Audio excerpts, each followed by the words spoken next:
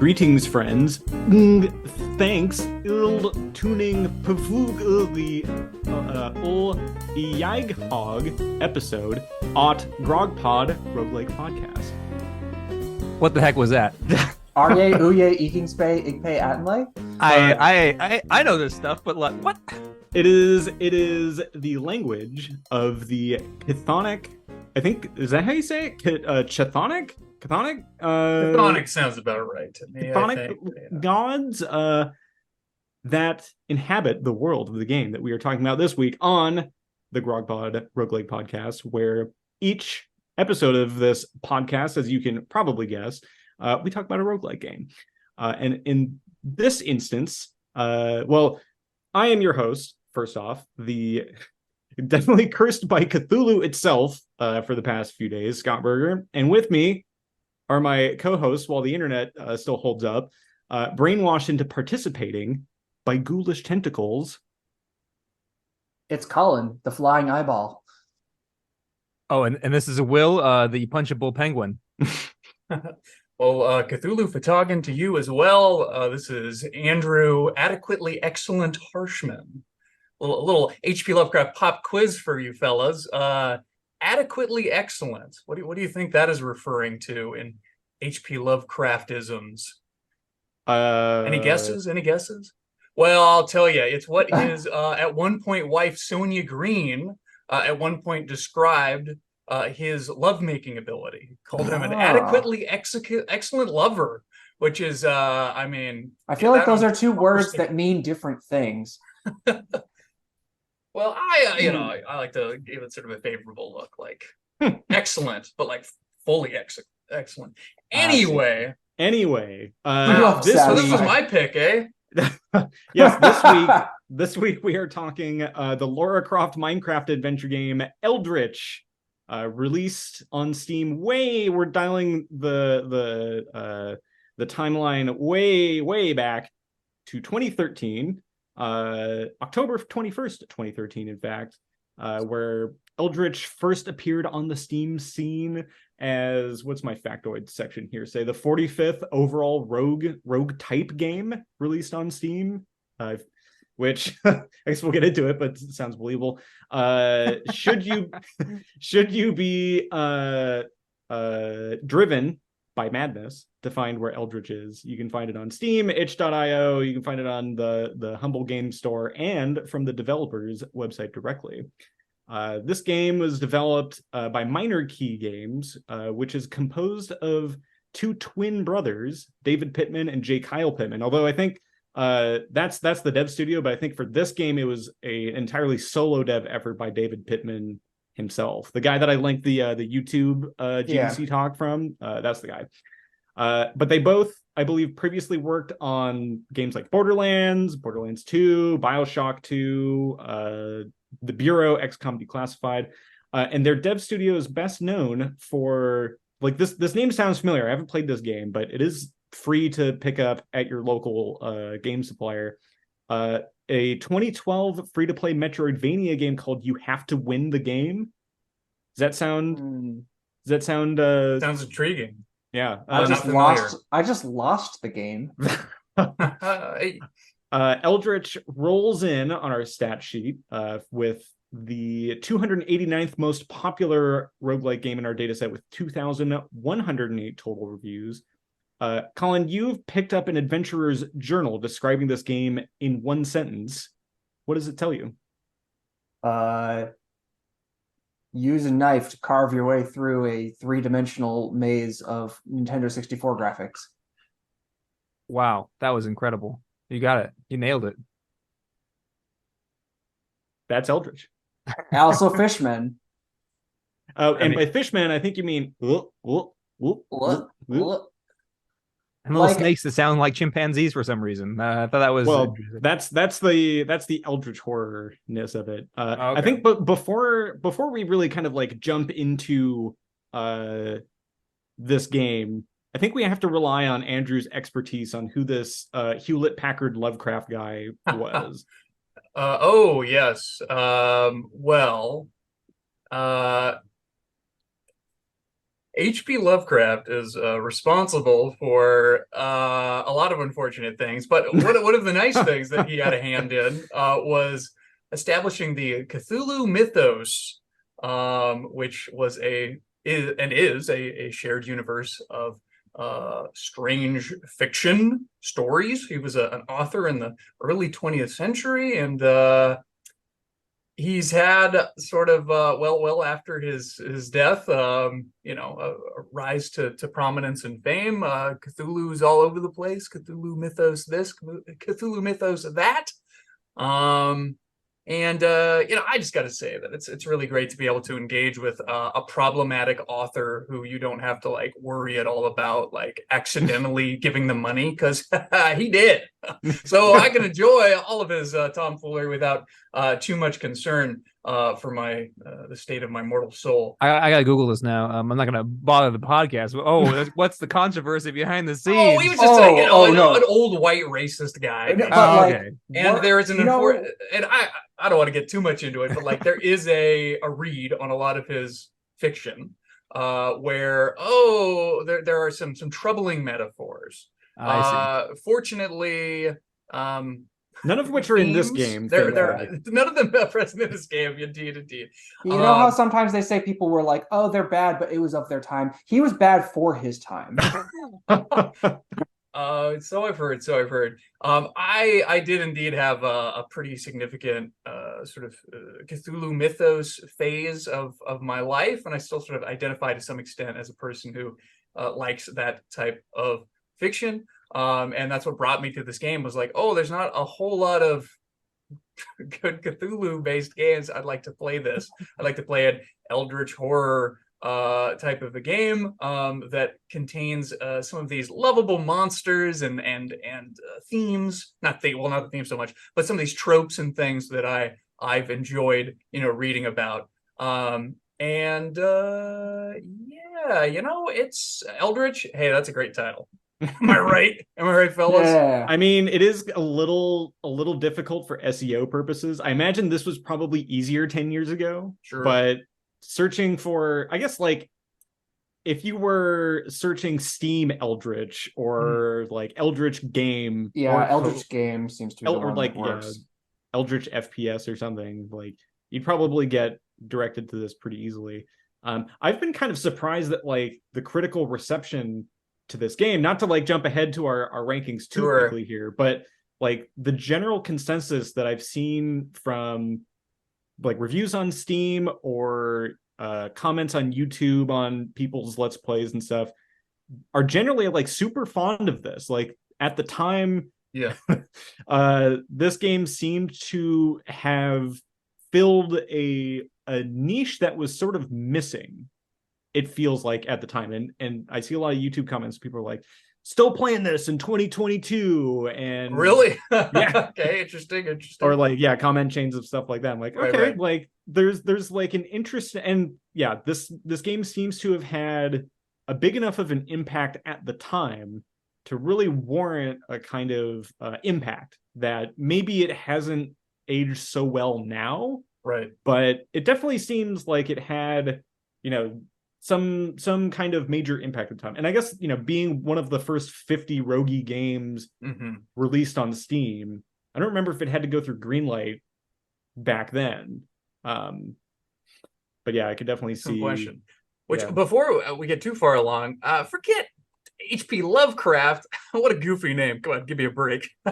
Lovecraft would have been better off naming himself Minecraft. I don't know. So let us, maybe we should paint a picture for the listeners, like what this game is like. What actually are we talking about here? So it's vaguely Minecraft looking in that it's like, a grid-based game. The graphics are not dissimilar, although, I mean, they have sort of a unique aesthetic to them, but like low poly, pretty basic, and it's all like sort of procedurally generated, and you're going into these procedurally generated dungeons, which are all Cthulhu Mythos themes. So, and the challenge is to traverse the dungeon, basically, which is very roguelike, I suppose. Yeah, it's interesting that this game kind of, you hit the go button and you wake up in a library. And classic. There's classic roguelike That's like a trope, Lovecraft location also.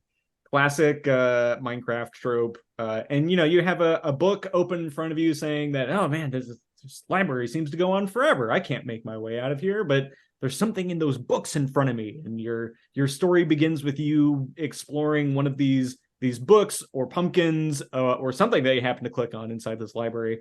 And then you wake up in basically like we're gonna reference Minecraft here a lot, but I'm trying to think of ways to describe this without using the word Minecraft.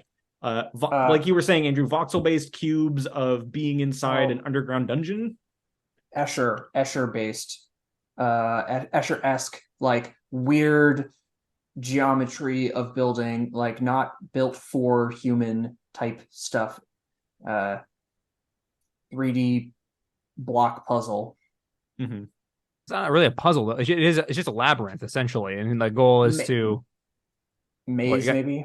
You got 3 levels per floor, and the procedural generation I think was like that was the hobby horse of the creator or the developer for this one, where it was just essentially how do I create a world where I can like have paths that people can travel that actually make some amount of sense. And yeah, sure, I'll throw some monsters in there and some like little items to help give you a little bit of challenge, but essentially it was just a labyrinth, and you just try find the exit 3 times, get an orb, and do that 3 times.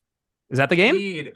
That's fairly close. I feel like I think this is a great place to start. Like this is one of the most positive aspects of the game up front. I feel like of any game that I have, in terms of like procedural generation, it's kind of a gamble sometimes, it feels like.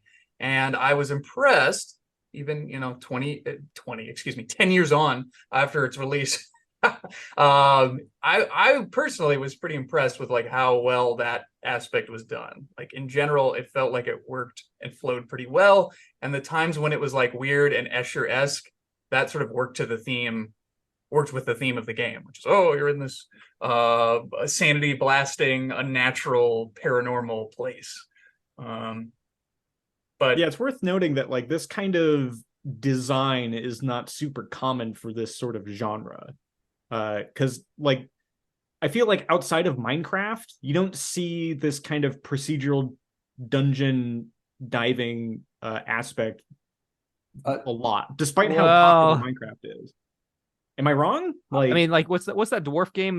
Deep Rock Galactic, right? That's low poly. It's not as low, but like it's procedural generation, and there are very few games where I feel like I get lost in a 3-dimensional space.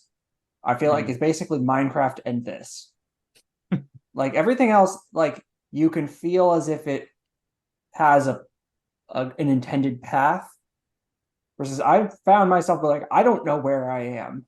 Yeah. If you could throw some torches down on the wall, that would have made a lot of that means you would have not done nearly as much backtracking in this game. Because yeah, you're right. It is very easy to get lost. Did Minecraft come out before this? I think it did, right? Oh yeah. Yeah, I mean, probably debatably somewhere between like, that like 2009-ish to 2011-ish, because we were playing this in undergrad. Yeah, and by this I mean Minecraft. Right, and so I didn't watch that full YouTube you sent out, but it was basically the dev talking about his interest in building this game. But did he mention like a direct reference to Minecraft at all? No, I think he came at it from the other end. Okay, because it felt like this is essentially, it felt in many ways like, oh yeah, the puzzle here is how do I create like the Minecraft like chasms or like mine system. It's just like, oh yeah, that's the same sort of engine. It feels like it could have been powering both of those things. I don't know, maybe that's just it feels that way, but I think what he was saying in his talk was that he already had this kind of game engine that existed, and he wanted to see if he could do that kind of 3-dimensional labyrinth generation in it, as opposed to Minecraft, which is like, here's this like big insane sandbox, and like that just happens to fall out of it. But also like Minecraft doesn't really have much of like it does now, but I guess at the time didn't have a really sort of directionally goal-oriented labyrinth design, where it's like start is here, finish is here, build all the stuff in between, and do it in like a 3D insanity level, and put some lizardmen in there. and put some lizard men And in some there. weird statues that sneak up on you if you turn your back on them. You want to talk about the enemies? I'm interested to. Absolutely. Yeah. Let's rock and roll. You there's not mentioned much to being say, like right? a flying eyeball. You called yourself the flying eyeball, Colin. I was actually looking at the wiki earlier because as I was playing this game, I was trying to tap into my Cthulhu Mythos knowledge, which I'm a little rusty on, and I was racking my brain trying to figure out what is the flying eye. I recognize the floating polyp. I recognize the night gaunt. I recognize the shoggoths. But what is this flying eyeball? And as it turns out, it's just called the flying eyeball. It's like, what's it? I thought this was from some like obscure like footnote, like really, I mean, there's a flying eyeball in rare manuscript of in like a bunch of stuff. I'm assuming it's from like Doom. Sure. I mean, so many of the monsters like direct references to Cthulhu Mythos stuff. The monsters. What about those monsters? You ever Andrew, think about are chimpanzee sounding worms a common thing in the HP Lovecraft mythos? Oh, well, I wanted to get y'all's take on this. I mean, the worms. Now, is that a reference to Lair of the White Worm, the strange fiction story? I mean, that's probably it, right? I think they're Yes. face busters All right, excellent. or chest busters or whatever. Just bursters, perhaps. Face huggers? Face huggers. Am I conflating them? No, I don't know. I'm not sure what the word. That was another one of those just sort of generic enemy that I don't think is a specific reference to a specific story. I didn't pick up on the sound effect, but anyway, what do y'all think of the enemy design? I feel like they're Uninspired, perhaps. uninspired. Oh, interesting. Well, okay, so I guess like the dev defense here. This is definitely going to be an all devs go to heaven episode, I feel like, but You keep saying that, but it's never going to make it more true. we all die and go to the earth. Exactly. And then underneath that earth is a labyrinthine 3D puzzle maze with chimpanzee sounding worms. But the dev was saying like when he was designing this game, he was like intentionally going like super low budget. This was just kind of like a vehicle. Yes. So as previously referenced, it would appear his kind of design practices. Mm-hmm. Do we want to have a silence here for editing purposes? Because you cut out. We should just push through. As you said, the Cthulhu curse is upon you. You need to get yourself an elder sign as quickly as possible to hold off this horrible incursion of Eldritch forces. Unfortunately, Scott's internet is a little bit wonky today. But sorry, do continue, Scott. You were talking about how the dev was speaking at GDC, and he said this is a vehicle for the game is a vehicle for. Thank you for catching that. That's anytime that I'm going to be bad mouthing Cthulhu, then the internet's just going to happen to drop out here. But we'll hope the recording salvages it. But yeah, like I think the dev was saying that like he intentionally went low budget and was trying to like use this game as like a platform for learning how to do that kind of 3D design element. Mm-hmm. And he was saying like he was actually kind of surprised that he had like a 10x ROI from his like development. So I think that like yes, the monsters and items are very light in their design, charitably, but if the goal was like, I think I'm just going to try to like build this thing, then I think that, it kind of succeeded in that regard. But there's some ideas here that are interesting. But I don't know that the game has really continued active development in a way that's like really, polished it up, I guess. It felt to me like a pretty good tech demo. Sure. Yeah. I think that's exactly it. Interesting. Sure. That's a decent comparison. I feel like there's enough enemy variety, and they all kind of they have enough different gimmicks that differentiate them that it's like it's not. I think it's arguably one of the better aspects of the game, the variety of monsters. But overall, there could stand to be more. That's for sure. And that Well, Colin was right. And how do you kill all of them? Well, what do you do? You run up to them with the knife. You punch them. You stab them twice, essentially, or 3 times, or 2 or 3. Yeah, and exactly. I mean, you could use a gun, but the gun like is you get limited ammo, and so the knife is just like it's just ridiculously easy with pretty much all the enemies just to go stab. Now later they do start shooting things at you, and it gets a little bit more like, oh, I've got to like not stand right in front of them. But yeah, so it felt kind of the scope of this game. I mean, there are. I don't give allowances for the scope of the game. Like Scott's talking about, if the goal was this tech, I don't care about the devs' goal. I care about my goal, which is to have fun. Sure. And I'll tell you what, I failed big time on that goal. I think Will's criticism is justified by the price point of the game being. This is a good point. $15. I don't factor that in either, though. Yeah, I mean. Again, like, all right, money bags with Richie over here. No. I put all games on an even playing field, like purchased or not. Like Baldur's Gate 3, shit game, in my opinion. That's a shit game. Another Eldritch inspired game, mind you. So if I have the emails are flowing in to. Yeah, if I have him to blame for Baldur's Gate 3, then that all makes sense then. David H.P. Lovecraft, this is your fault too. Right. That's funny. And that was a $60 game, so sure. Well, I was going to say that $15 feels a little bit expensive. I was actually kind of shocked that it is not on like permanent discount, being so old.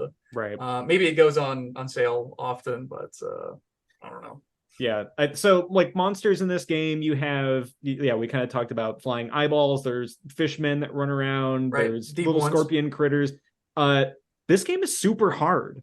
Because these critters that run around your character, which from the title art of this game gets me like super jazzed. I'm like, okay, I'm some sort of early 1900s like woman Indiana Jones with a pistol. Yeah, I'm like, but you're like an adventurer, right? Wait, you're a woman?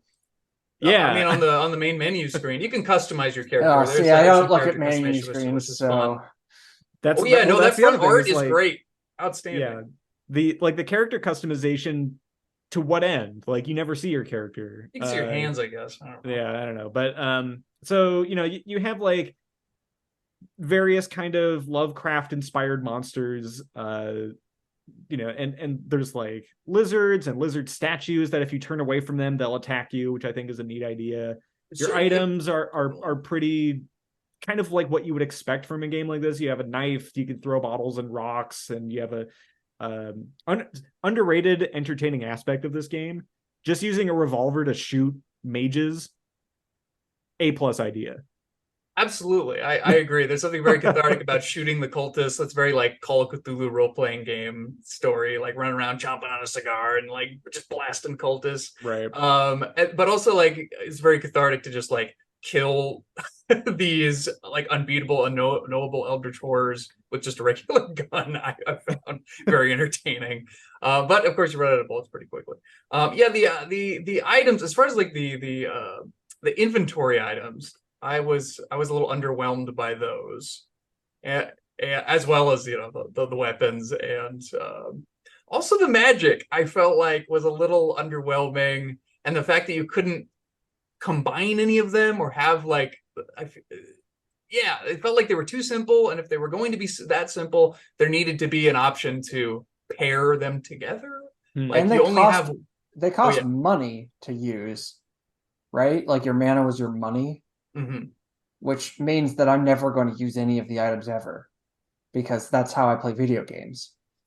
What else do you spend the money on? I don't know. The shop? Nothing, because I'm hoarding it for when I might use it. There's like shopkeeper. There was a shop. Yeah, that you use the blue coins to pay for stuff. But I mean, I don't know. Like I never felt really compelled to go into the shops. Be like, okay, I'm like, I finally found a shop. Now I can use it to buy this thing to progress further. Like there's a lot of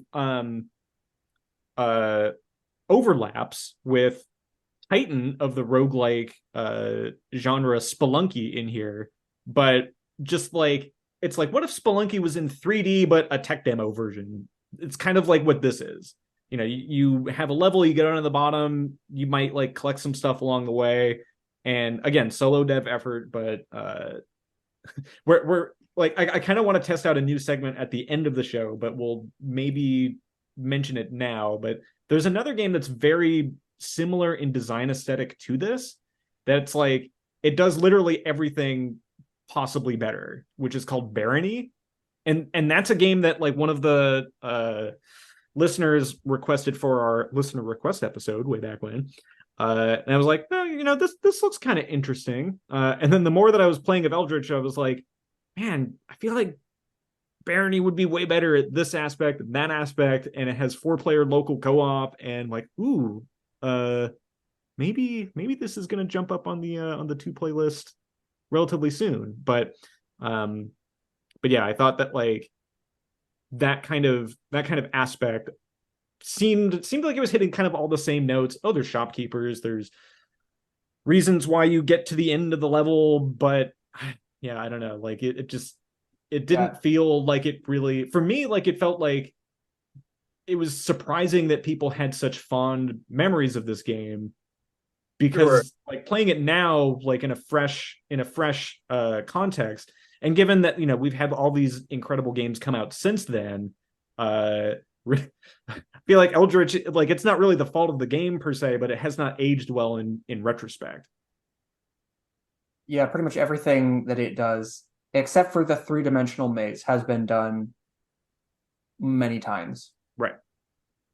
I did think that like the second time I like played it for a bit, I did get a hint of like where people could enjoy it. You get like just a little bit of a flow state, running around, just jumping, and it like almost like a parkour experience of just flowing through the maze, trying to figure out the maze. Like you're a rat running a maze, and like get to end feel good. Definitely. And to your point, the act of doing that, the movement, very tight, very smooth. Like you've got a little tiny pull up vault move, which I always appreciate.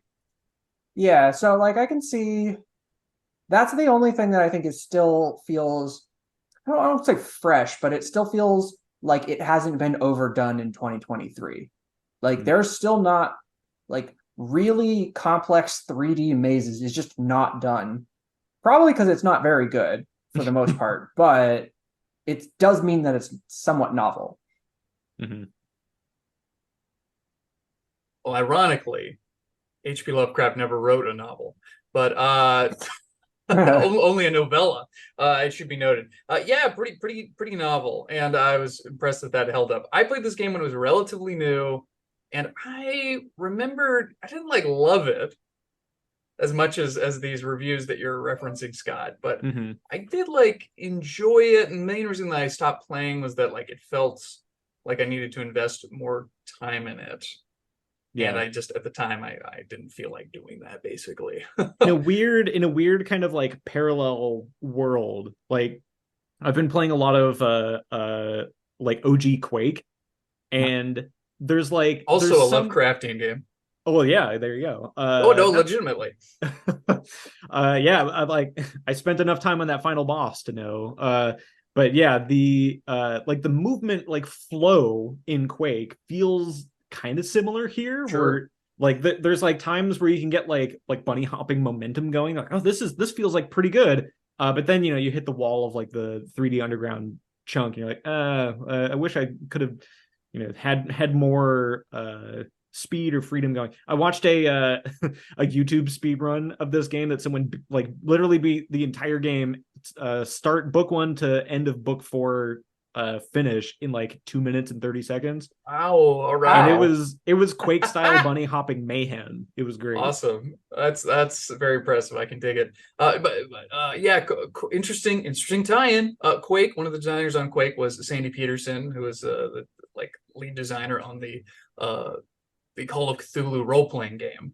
And so like a lot of the lore and background in Quake is based in Cthulhu Mythos stuff. Like the final boss is like Shub-Niggurath or something.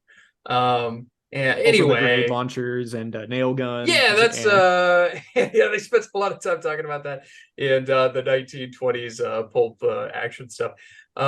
Anyway, interdimensional slip gates. So yeah, Yeah, it's interesting that they both have like a similar sort of moveset. Yeah, sure. The combat. What do we think of the combat? As you were talking about it, talking about it there, Will. Not the best.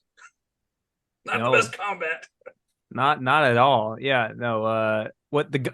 Here's something I didn't understand. So I think there's like 2 or 3 different types of guns, right? That like there's a revolver and there's like this flintlock pistol. They both take the exact same round and they shoot the exact same. They're the same gun, but they're just have a different pistol at all. Yeah, no idea what the difference is. Yeah, they seem the same. Like I mean, so okay, there you have those 2 weapons. You can carry up to 2 weapons on you, and so one was always a knife because the knife is just like you just does as much damage as anything else, and most things you can just stab, and so it's more powerful, says the wiki. Oh, well, there you go. I didn't realize that. Everything seemed to die in 1 shot regardless, or 2 shots. So I should have been using it the whole time.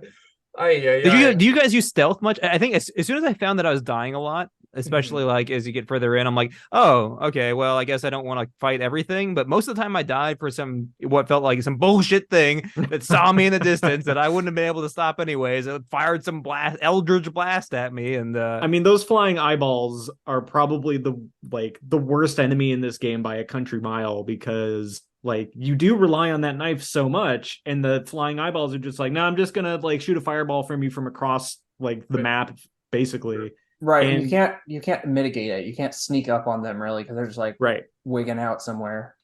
And you only have 3 hit points to start with. Like you can get more, but it feels very scary from that aspect of like, oh my god, like everything does a crazy amount of damage to you. Spikes on the floor, like you can't. Those are hard to jump over if they're too deep, or icicles coming from the ceiling, or little tiny scorpions that are hard to see, or a flying eyeball from across the map. Like for me, it felt like I'm just gonna run through this as fast as possible and not like worry about any of the enemies. And I think that worked like 60% of the time. Yeah, fight when you have to, otherwise just run through. I thought the stealth was interesting, but I felt like I didn't have the patience for it. It's like I need to get as many runs under my belt and just try to power through this. So I'm gonna go like bunny hop Quake mode. Yeah, so you weren't doing the crouch, and then I noticed that you could actually lean around things. I totally forgot because there was like a week where I'm like, oh yeah, you can lean. I didn't use that mechanic very much. Maybe that would have helped if you wanted to do lean, stealth. and it like doesn't. Yeah, it's balanced for lean, which I usually love. I'm shocked that I didn't use it. I had a similar experience. I want to talk about the kind of something important in game design in general, and where I feel like, what's the one thing, if you could change one thing about this game? I don't know if you all agree with this, but I don't think the procedural generation did anything to make this game better. And I think that a curated set of like 4 maps or whatever, like where, okay, I'm just imagining like something that's very common. I think maybe the audience would have played like the GoldenEye game, N64, very much bespoke, everything's built, all the enemies are placed in very specific locations, and you are doing that run over and over again if you die, and you're learning more about it, but like, and it's fundamentally different, and like, it's not surprising like the layout of the landscape, but what's surprising is like how far you can get. Are you getting mastery over how to get through areas? And I felt like that would have been a much more interesting take on like this game in general, rather than just like procedural generation just because I can. Like that just didn't do anything for me. And I think in general, if we look across lots of different games that are coming out, the procedural generation, like when does it work and when does it not? I think that's an important question. And I think that most of the time when you think it's going to do something good for your game, it probably won't. I think procedural generation is way harder than people think it is. Like you have to, I've listened to some talks from people like doing the procedural generation for Minecraft, and they put like many person years of effort into it to get it to as good as it is. And it's like, wow, it's amazing. It's like, yeah, they tried really hard. You can't just like slap some stuff together and import proc gen done. Yeah. I do disagree with you on this point though. I think that if this game had the same levels 3 times in a row, it would be extraordinarily boring. No, I mean, like I mean, like we're talking about distinct levels, but like where it's bespoke and like there are certain enemies at certain locations, and like your goal is to figure out how do you like the puzzle then of the game is not the labyrinth. The puzzle is okay. Here's a there's a thing that's going to shoot down this hallway here, and there's like a melee guy on the left. How do I like bait this guy out and then go over like figuring out like how to progress through that? I think is more interesting. That's just like a different game. It's a different puzzle. That's what I'm saying. But I think that like giving the same components, that would be, I think, much more fun. I was sort of thinking about this same question, and I don't quite know, because I feel like the navigation is. I mean, it was obviously one of the design goals, but let's say, like, what if that wasn't one of the design goals? What if the design goal was let's just make the most fun game possible? Would it be more fun if there was really great level design? Possibly. If it was a very talented level designer, probably it would be better. But then, as you say, it would be totally different. But just in they terms still of have the raw Eldritch fun factor, characters. I think it's very possible it could be more fun potentially. I think there's parts here that if you just so sorry. Anyway, like if you lean more into the insanity of Lovecraftianism, it would probably work better. Where I think the dev was saying, like in his like proc gen tests, that like he had different themes of chunks, and that like, oh, and like this chunk here would be like a town theme with like big columns and stuff, and then the next door chunk would be like, something totally different. But he wound up like taking that out because it was like super distracting and jarring and what have you. Whereas I think that like if you had something that was way more like MC Escher, just like totally bizarre, and again, this would be super hard to do, import proc gen, if you had like one chunk and then the chunk adjacent to it was like tilted at like 90 degrees or something, where it's like, oh, this house that would normally be pointing up is like pointed to the side or whatever. Like that kind of like weird, like, oh my God, am I losing my mind walking through here, would work better. And I think like there's another kind of overlap between this game and like a Rogue ? Game that is similarly low budget and more on like the accidental horror comedy end of the spectrum, called Baldi's Basic Plus, which has similarly low budget character creation, but has done so in a theme that's like accidentally horror. I think like there's a spice here that kind of hits that same nerve, but like it's trying too hard, kind of. So I think like the proc gen could be done better if it was like the further you progress down in each stage level, that like it got progressively like weirder to navigate. Like the statues were like you look away from them and then they move. Like that's a very like cool horror thing that I think is like, I want more of that. There's some secret areas too, I believe, that Andrew, did you get the good ending to this game? So I found the item that I needed to get the good ending. And then there are some steps that I missed. And so I got the normie ending. And I was, I wanted to talk about this, but I'll talk about it right now.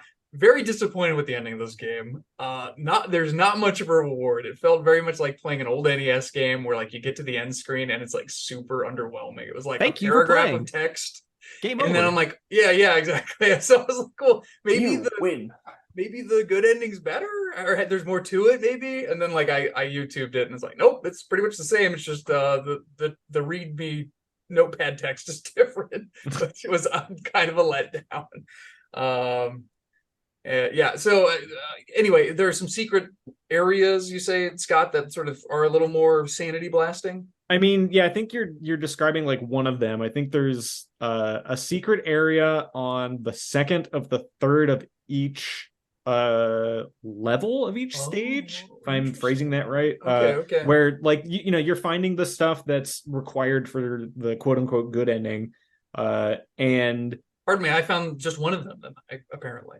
Oh yeah, so I think you need all three of whatever those MacGuffins are, and then you take those to the final book at the very end of the game. But but if I remember right, the areas in which those things are housed are also like slightly different. So it's like, Yes. yeah, I don't know, like the proc gen. That part was cool. It Yeah. felt like, oh, I've stumbled into an actual like secret hidden location. Oh, what's Yeah. this?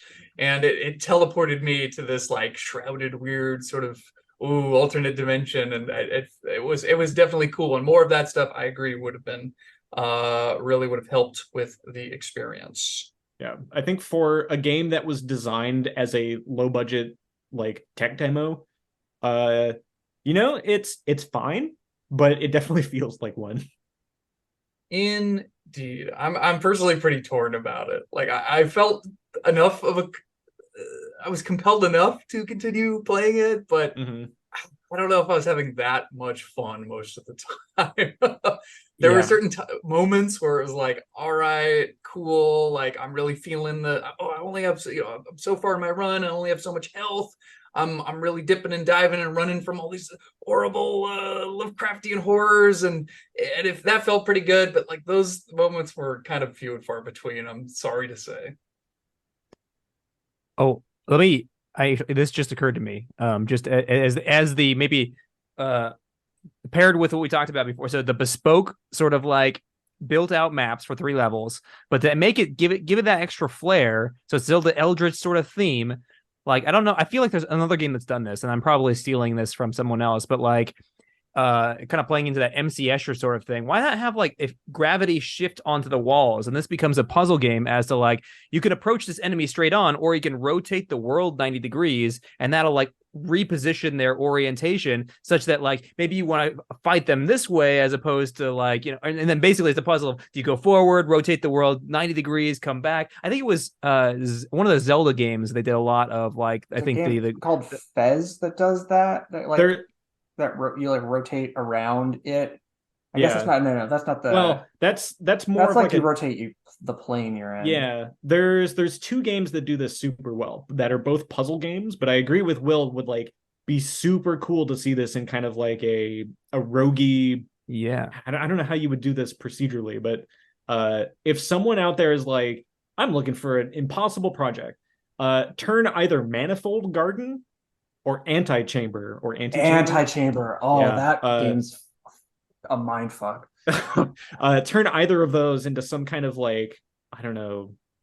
There's something with like doing that but roguey that would just be like it would turn my brain into dust, and I'm all for it.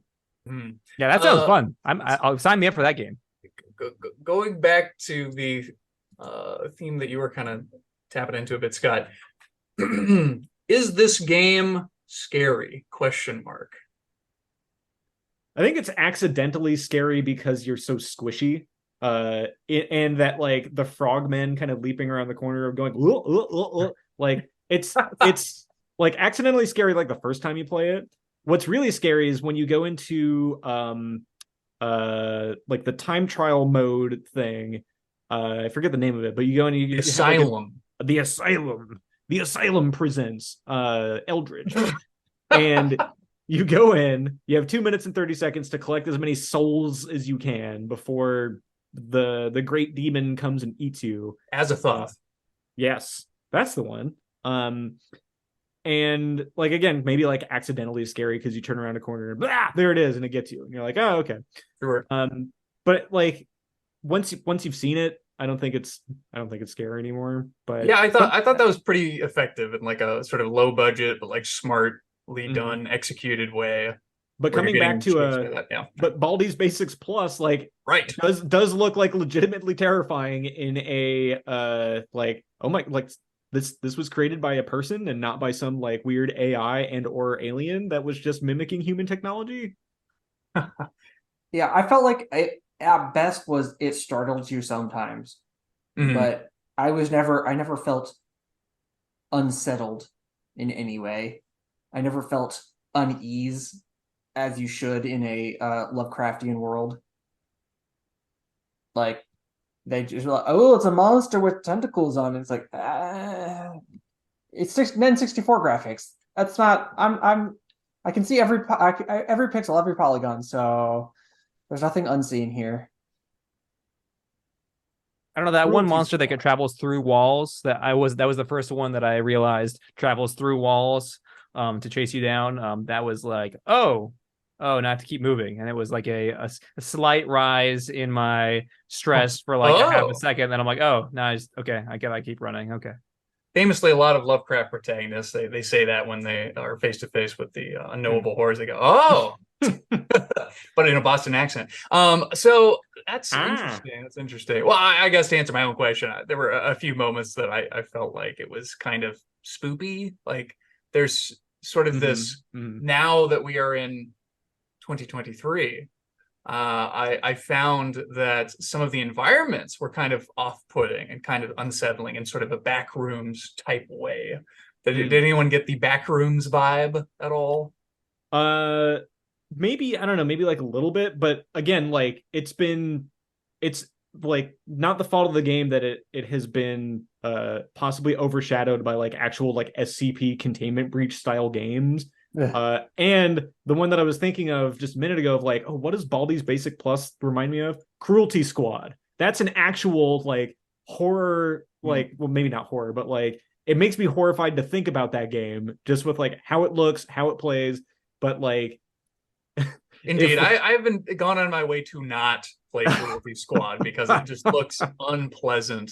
And I'm a horror fan, but it's like it looks very unpleasant for me, my specific what sensibilities. the hell is this game? So if Baldi's looks very intriguing. Yeah, if Eldritch got more Cruelty Squad the deeper you got into the game, that would be super cool. Like again, we're just like giving out ideas for what an Eldritch 2 would be, but like so copyright TM, but but yeah, I think like this game, like it can only do so much. I get that like people have fond memories of it from way back when 10 years ago, but I think there's other games that do like Lovecraftianism, FPS hack and slash, and low budget jank nightmare better, like all individually, but like none of them kind of like package it all into one thing, which is what this one does. Yeah. Rankings time? Is it? I think so. Yeah. So it's a good transition because we got some short listener emails that I kind of want to touch on. How do we want to do these rankings? Because it looks like Andrew has this game pretty high up there. Well, I mean that's just because I've played so few of these. So yeah, let me just go first because I'm kind of my own subcategory almost, since I haven't actually played all of these, all the podcast games. So I'm putting it at number 5. So basically pretty darn low in my list. So like second to last, basically. I wouldn't say it's necessarily a bad game. Again, I think that the design goal of I want a game where you navigate and it's randomized every time, and so that challenge is always there. I think it does a pretty good job. The mini map I think is pretty effective in keeping you from getting totally lost. The agency that you're granted with certain items to like break through walls makes it so that the navigation is never like unfair, really, in my personal opinion. But there's just all of these sort of shortcomings compound to the point where the game falls pretty short, unfortunately. That being said, I did want to mention very quickly the sound effects of the cultists. I love that they just sound kind of minorly inconvenienced. Like they're just like, oh, what's going on here? Which ironically is a great microcosm, great example of the Cthulhu Mythos sort of theme, that these unknowable eldritch abominations from beyond the stars, these elder gods, we are so insignificant to them, us humans, that we are nothing but a minor inconvenience. And so I appreciate that Eldritch does manage to get a few of these eldritch horror themes right, specifically the idea of kind of going on a Cthulhu Mythos themed delve adventure, and I haven't been able to find that experience in many other games. So it's, I would say, worth playing a bit of. But anyway, sorry, number 5. I digress. we gotta get you. I keep saying this. We gotta get you on the 1 to 10 system because the rankings now that we all have different number of games that we've played. Because when you say 5, that's 5 out of 6 though, right? Indeed. So I guess maybe a more relevant metric is second to last. Sorry, Eldritch. Cool. Well, I'm already talking, so here I am leaping into it. It's very, very simple. 5 out of 10 for me. The 6 being at the recommend threshold. It doesn't make it to the recommend. It's not a total complete waste of time though. I mean, it was interesting to see the library set up, kind of get the lore of the game a little bit. There was something novel to it, but yeah, for all the reasons mentioned, I think that with some core changes, it could have been a really fun game, specifically the stuff that we chatted about there with regards to level design. But that puts it at 17 out of looks like 31 games, which pushes actually for me it was ahead of Brotato. I would rather play this game than last week's Brotato game, but it was not as good as like the last spell, which I gave a 6 out of 10. So yeah, it's fine. I think maybe I'll go next. Yeah, I think this game is a solid but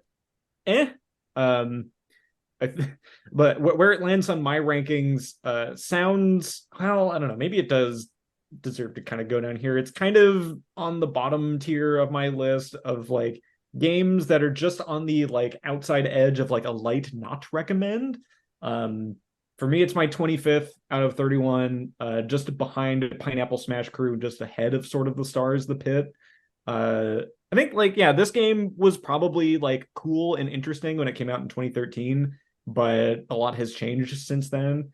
And, yeah, the more notes that I was taking on this, the more I was like, there's going to be a future episode when, like, all 4 of us are going to do a couch co-op session of Barony, and we're just going to be like, man, this is so much better than Eldritch was. It doesn't have any like tentacle monsters in it, but yeah, I think it kind of, there's other games that do kind of everything else better. The first moment that I shot a cultist with a pistol, I was just like, ooh, maybe this does have something. But then I'm like, I guess it was just that. Yeah, ending is bad. If like the title card art was like closer to what the experience of the game was, like that would be cool. Like give me more about like your Indiana Jones heroine and like she's got a revolver and she's shooting like these like winged Batmen. Like more of that, please. I think the game is also like way too expensive for what it is. Maybe if it goes on sale for like $5, sure. If you're interested in that kind of thing, but yeah, I think there's just a bunch of other stuff that just does it better. So 25 for me. Yeah, I have it as my number 24, 5 out of 10. Right behind Warsim. Oh, you wanted to stab me there, eh? Oof. Well, I mean, Warsim's still better than it. Don't worry. Pull the trapdoor on. Yeah, because it's the number 2 game out of all the ones we played. But yeah, I feel like I don't dislike this game. I just feel like it was underbaked. Like if it were $2, you go like fool around in it for a while, run around in a maze, have a afternoon of fun, decide if you want to play it more, cool. For $15, I expected like more of a game. And I feel like it was just too small in scope.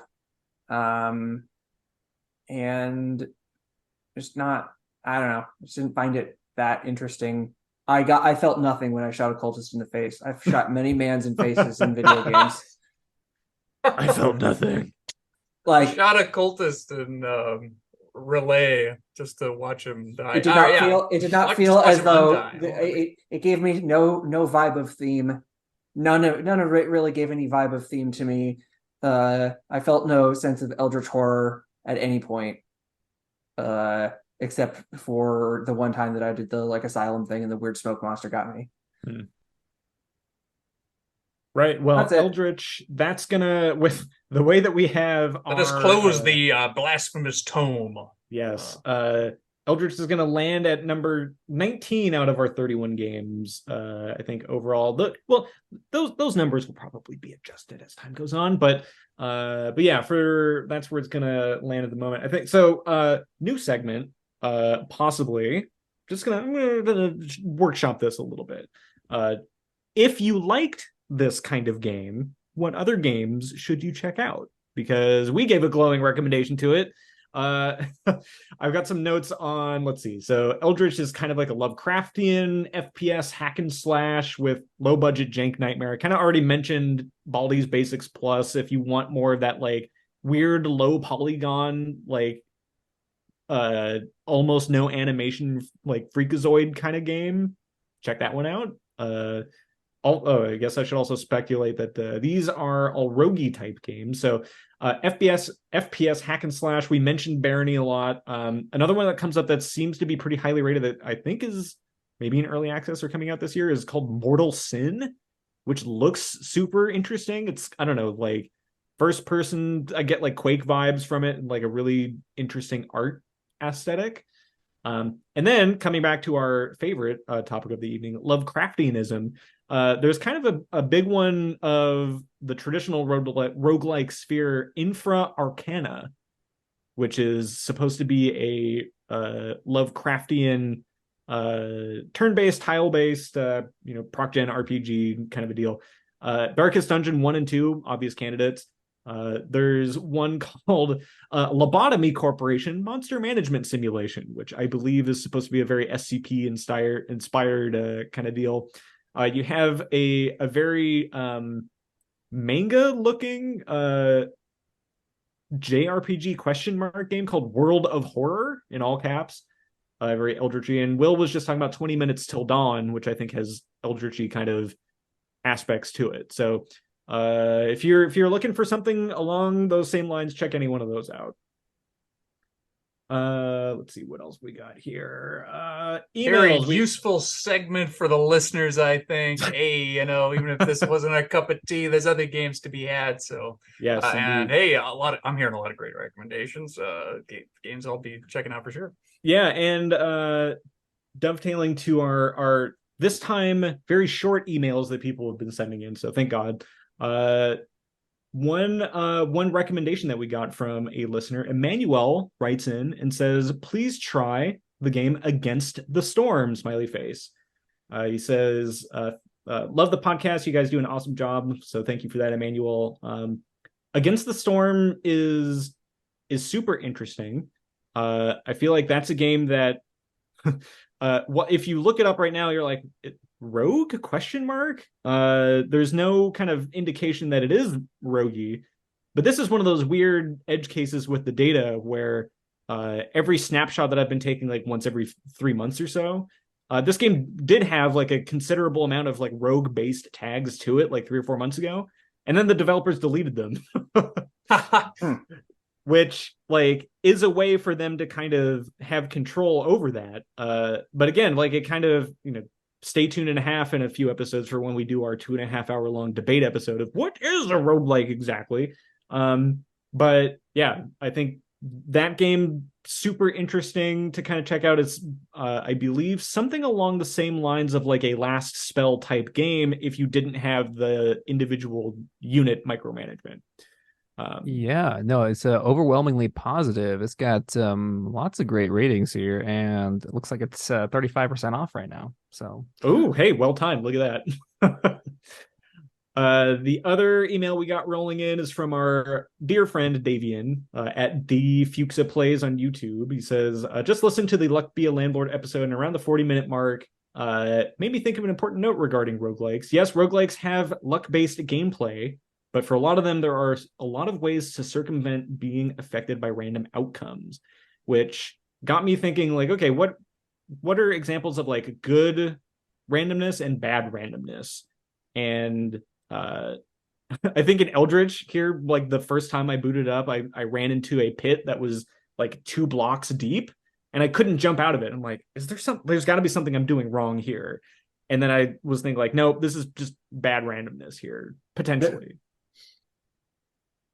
Yeah, I feel like randomness that you have some sort of like the randomness where you do get some sort of control out of it, or you there are strategies to mitigate it, is generally better. I feel like I've been from like playing board games, I've been drawn a lot more toward like deck draw style randomness rather than dice roll randomness, where it's not true random. You actually are, you will get what you want eventually. Like if you're rolling a dice, you could just roll a nat one 100 times in a row. Extremely unlikely, but possible. If you roll it, if you're drawing on 50 cards, you're gonna draw the ace eventually. And I feel like that's the kind of randomness that like either you get something out of it, you learn something a little bit more, you have ways to like manipulate it somehow. Yeah, I think that's well put. my good bullet point for randomness is luck be a landlord. I think specifically for that, because you have that kind of deck-based mechanism, but it's still like random, but in a good way. But yeah, I think like my other bad one, not to dunk on hack/loot again, because I think we do that a lot, but that game having just like randomness to the point where like, oh, like I've opened a door into a dead end and monsters are kind of surrounding me from all angles, and like, what can I do to strategize my way out of this? There's nothing, because it's just, I guess, more on that dice roll end of the spectrum. Like I've just dice rolled myself into a corner by going this direction and picking this item, versus something like Cogmine feels a lot more agency driven. There's probably a more scientific way of putting it, but yeah, I think like things like that kind of underscore it. All right, well, Cthulhu has held Has out gone with back the to internet. bed. Cthulhu's going for a back to bed. siesta. If you want to write into the program, you can send us an email, grogpodzone@gmail.com. You can find us on the gamedev.place Mastodon with grogpod@gamedev.place, and our website where we have all of our goodies and stuff for you to check out, grogpod.zone. Our next episode, finally, it's a Scott pick. We have such a fine variety and array of Scott picks. Indeed. This next episode that's coming up, I'm going to force everyone to play a JRPG roguelike game that everyone seems to have pretty neat fondness for, called One Way Heroics. And Will is confusingly Googling right now. Like, Yeah, that is exactly what I'm doing. Confusingly Googling All I what know the J is that stands for. the number four picture that comes up when Google is Queen Frida. You can do whatever you want with my body, okay? So I'm excited for this one. Yeah, What? This is a game that you can tell. So, not to spoil too much of our One Way Heroics episode coming up, but it's another solo dev effort. Very obviously a game made by a fellow in Japan, the publisher of which has quite a diverse array of other wacky games. So there will be some interesting stuff to talk about for sure in our upcoming One Way Heroics episode. Yeah. Well, I personally am looking forward to playing a JRPG. Yes. For the first time ever. If you ever, I've played barely any. A very interesting pick. All right, cool. Yeah, if you ever were playing a JRPG and you're like, you know what, if this could just be condensed down into 25 minutes, boy, do we have the solution for you. So, and only running in one single direction. So that'll tie up our Eldritch episode. We'll put away the tentacle books for now. maybe for next episode we'll see. And in the meantime, to play us out from this episode will be the haunted tones of the Mountain of Madness, preventing your plane from takeoff to somewhere more sane.